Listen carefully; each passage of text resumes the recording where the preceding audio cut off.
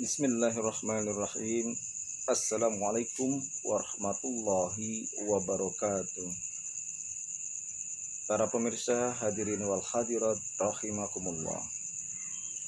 Mengenai sahabat kita Mas Aldi Taher cukup menjadi pertanyaan masyarakat yang ada di Indonesia ya, khususnya tentang Mas Aldi mengaku menjadi ustadz. Nah, sungguh banyak masyarakat generasi milenial mengklarifikasi tentang Mas Aldi mengaku jadi ustadz. Kalau saya pribadi,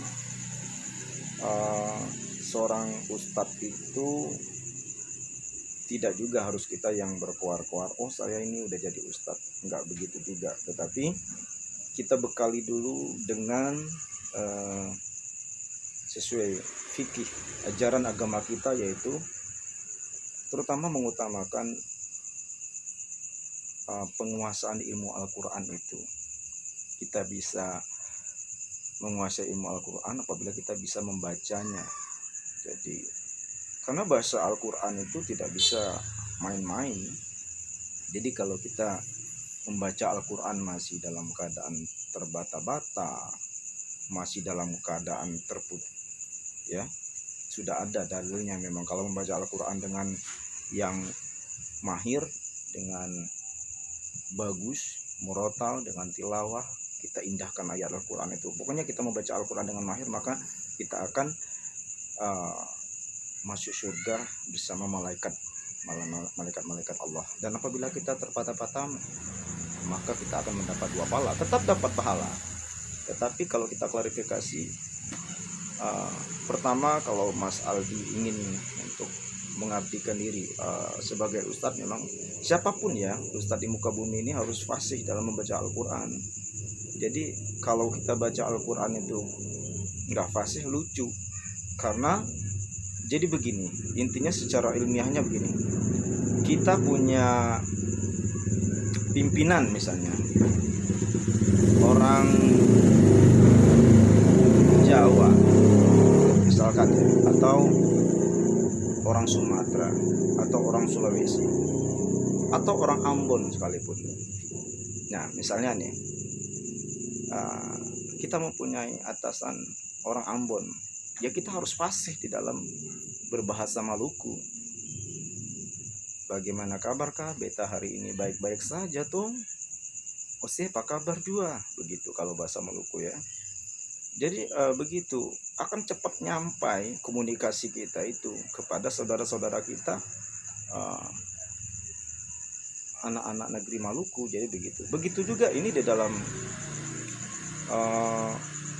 bahasa Al-Quran ini, bahasa-bahasanya Allah. Jadi kita harus fasih di dalam membaca Al-Quran, ya, tajwidnya itu terutama. Baru kita menjalar ke yang lain. Tetapi wajib dulu kita harus membaca Al-Quran itu dengan baik dan benar. Secara sederhana aja misalnya, Bismillahirrahmanirrahim. Ulaika ala hudam min rabbihim wa ulaika humul muflihun. Innal ladzina kafaru sawa'un 'alaihim a anzartahum am lam tunzirhum la yu'minun. Khatamallahu ala qulubihim wa ala sam'ihim wa ala absarihim ghishawatun wa lahum 'adzabun 'azim. Wa minan nasi man yaqulu amanna billahi wa bil yawmil akhir wa ma hum bimu'minin, dan seterusnya. Itu kalau secara murotal, insyaallah akan menjadikan komunikasi kita kepada Allah itu akan langsung diterima kalau tajwidnya bagus. Jadi tadi kalau kita meminta sesuatu kepada seseorang yang kita bisa mengetahui bahasanya, akan lebih mudah untuk nyampainya begitu. Itu secara murotal ya. Bisa juga dengan secara tilawah, indahkan ya. Ini terutama tajwid memang. Mau kita tilawah mau rotal itu harus di pegang utama, itu nilai tajwid itu nilai 100 ya. Kalau secara tilawah Bismillahirrahmanirrahim.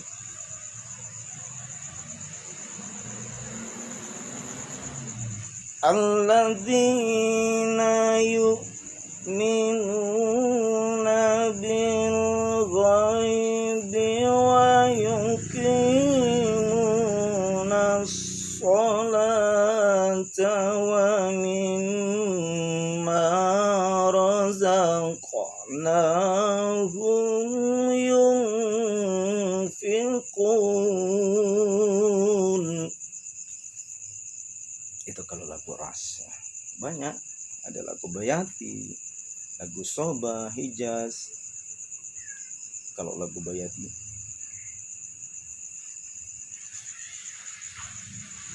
zalikal kitabu la raiba fihi hudan lil muttaqin. Kira-kira begitu ya. Kalau mau dihiasi dengan keterampilan, keahlian tilawah. Kalau lagu hijaz,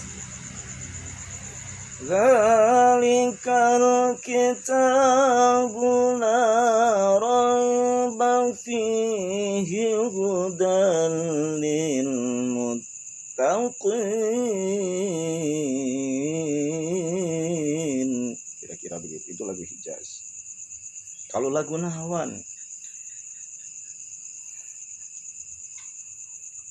zalikal kitabu la raiba fihi hudan lil muttaqin.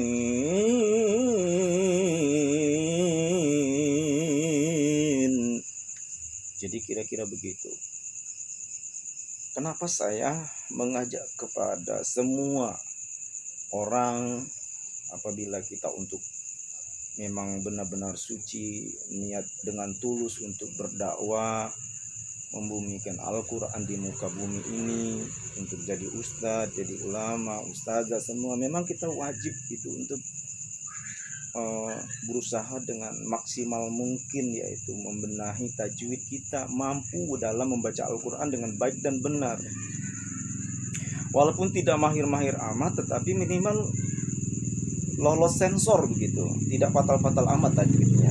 Tidak juga dengan suara yang bagus, karena kalau suara yang bagus itu adalah sudah rahmat dah, sudah memang kelebihan bonus dari Allah Subhanahu wa Ta'ala.